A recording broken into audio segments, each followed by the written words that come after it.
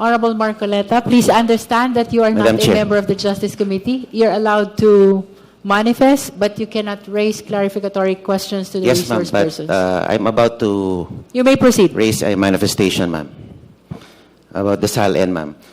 First of all, let me state on record that the SALNs discussed were not attached in the original complaints. Hindi po sila kasama sa original complaints. And using the SALNs as a starting point without necessary predicate evidence supports the position that the investigation of the House of Representatives Committee on Justice is a fishing expedition.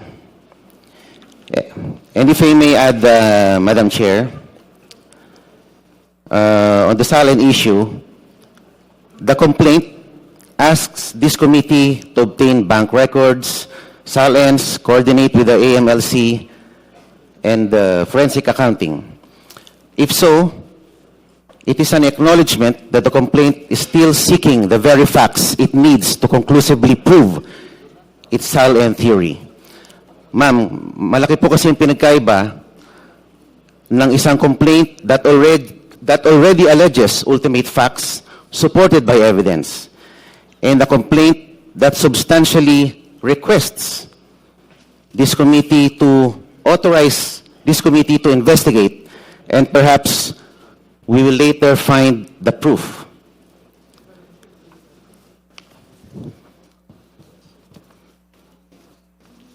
And if I also raise this observation, Madam,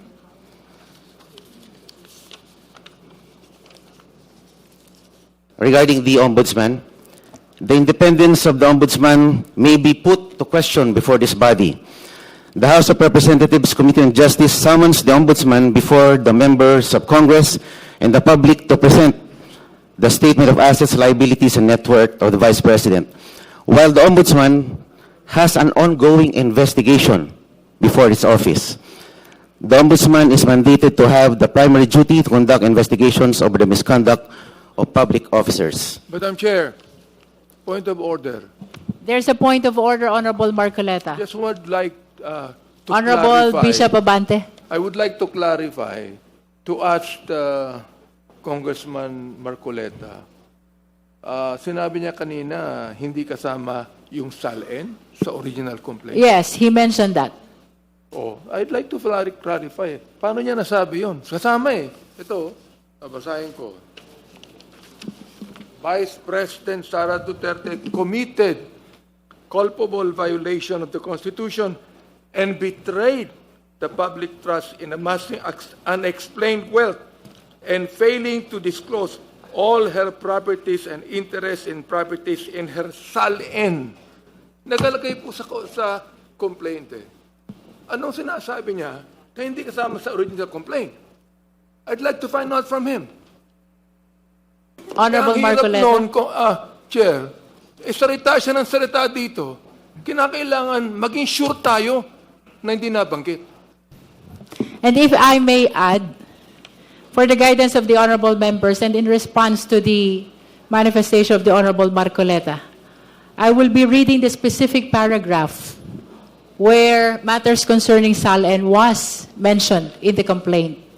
With regards to Sabala complaint, there are allegations in paragraph 107, 108, 109, and paragraphs 285 to 290. And for Cabrera complaint, may we refer the Honorable Marcoleta as well to paragraph 20.3, paragraph 76, paragraph 77, paragraph 232, paragraph 233, 234, 235, 236, 237, 238, 239, 240, 241, 242, and even from paragraphs 244 to 246. For the information of the Honorable Marcoleta, Yes, the ma'am. mentioned Binanggit po ang- paragraphs contained allegations which are relevant to the SALNs of the respondent. Yes, ma'am, it was mentioned, I think, very adequately, the word SALNs, but they were never attached to the original complaints. Parang this complaint is just merely requesting the committee to produce evidence. Ibig sabihin, wala pang ebidensya, nakikiusap sa komite na ito para mag-produce ng ebidensya na wala, hindi nakakabit sa original complaints. Yun lang po ang sinasabi ko, ma'am. In other words, you admit that there were a lot of times that Salens were mentioned in the impeachment complaint. However, They were never not attached. attached in the Opo. impeachment Wala pa complaint. pong ebidensyang nakalakip doon po sa complaint. At ngayon pa lang po natin binubuksan dahil ito po ay kumbaga request ng complainant. Please understand as well that the compulsory process that was granted to the Justice Committee is for the purpose of testing the sufficiency of the allegations in the complaint, whether the same constitute probable cause, which is Yeah. the mandate of this proceeding. So, with all due respect, Honorable Marcoleta, it is our humble position that all the actions of this committee, including the issuance of subpoena of all these questioned Salens by Your Honor, is in accordance with the rules of impeachment, the Constitution, and even with the decisions of the Honorable Supreme Court. Ma'am, the court will be the better judge of that. And that is why you should elevate that before the Honorable Court. Maybe not me, but some other parties.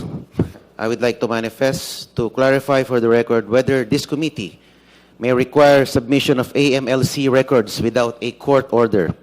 Under the Anti-Money Laundering Act of 2001, suspicious transaction reports and covert transaction reports are confidential and may only be disclosed upon order of a court. Maliwanag po na wala pong clear statutory authority allowing disclosure of AMLC data to a congressional committee without judicial authorization, notwithstanding subpoena powers as guided by Sabio versus Gordon. For the record, I respectfully seek clarification of the committee regarding this matter. And if I may also cite, Madam Chair, the Anti-Money Laundering Act provides the state with a means to investigate suspicious financial transactions within a framework of judicial supervision. The Anti-Money Laundering Council is authorized to inquire into bank deposits even without the prohibition within the bank secrecy law, provided that the court order is issued by the courts. At may tanong din po ako. I will just paraphrase it into a manifestation since I'm not allowed to raise questions.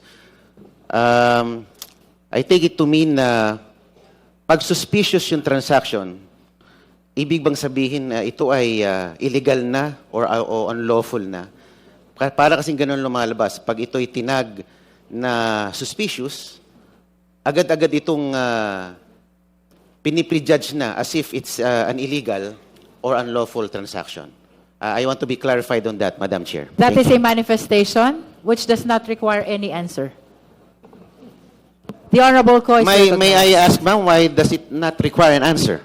Because you are not a member of the Justice Committee, and It therefore, was paraphrased, ma'am, into a manifestation. and that is why answer is not required. It is just a manifestation. If I require an answer, then I'm allowing you already to raise a clarificatory question. As simple as that. The Honorable Co is recognized. My point is, madam, it's a, pag sinabi bang suspicious account o suspicious transaction, ito ay nangangulugan na ito ay agad unlawful or illegal. That is your manifestation. We end there. Honorable Co is recognized. And the Filipino people heard my manifestation. Chair. Thank you, ma'am.